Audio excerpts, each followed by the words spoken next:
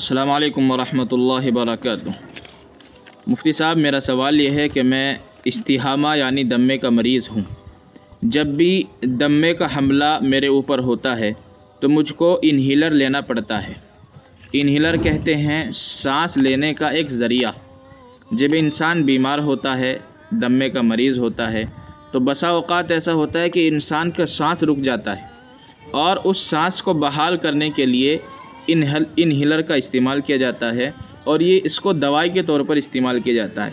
منہ میں لگا کر اوپر کو سانس لیا جاتا ہے تو اس کے دوائی کے ذرات جو ہوتے ہیں وہ انسان کے حلق تک پہنچتے ہیں، جس کی وجہ سے انسان کی سانس جو ہے وہ بحال ہو جاتی ہے۔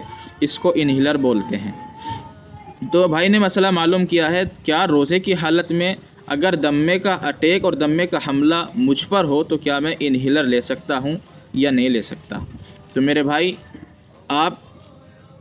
اگر آپ کے اوپر دمے کا حملہ ہوتا ہے، دمے کا اٹیک آپ کے اوپر ہوتا ہے، تو آپ انہیلر کا استعمال کر سکتے ہیں۔ اگر انہیلر کے استعمال کے بغیر آپ کے پاس کوئی چارہ کار نہ ہو، جیسے مثال کے طور پر اگر انجیکشن لینے سے کام چل سکتا ہے تو آپ انہیلر کے بجائے انجیکشن لگوا لیں، انجیکشن استعمال کر لیں، اس لیے کہ انجیکشن سے روزہ نہیں ٹوٹے گا۔ اور اگر انجیکشن وغیرہ سے کوئی کام نہیں چلتا ہے تو پھر آپ جو ہے وہ انہیلر کا استعمال کر سکتے ہیں۔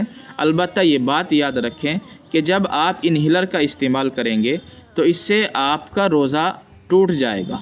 اس کی وجہ یہ ہے کہ روزہ اس وجہ سے ٹوٹے گا کہ چونکہ انہیلر کے اندر دوائی کے ذرات ہوتے ہیں، اور جب آدمی اس کے ذریعے سے سانس لیتا ہے تو اس کی دوائی کے ذرات اس کے حلق میں پہنچتے ہیں۔